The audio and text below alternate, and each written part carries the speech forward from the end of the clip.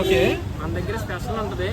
దమ్ము fry, gongura chicken, liver, boiled egg, roast fry, joint 200 అన్న మన దగ్గర. చాలా బాగుంటుంది. ఓకే, 150 అయితే 5 వెరైటీస్ మిక్స్డ్తో వస్తుందమ్మా. ఓకే, 7 వెరైటీస్ 200, 5 వెరైటీస్ అయితే 150. 150.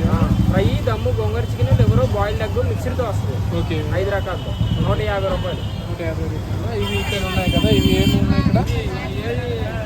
లివర్ బిర్యానీ కావాలన్నా 150.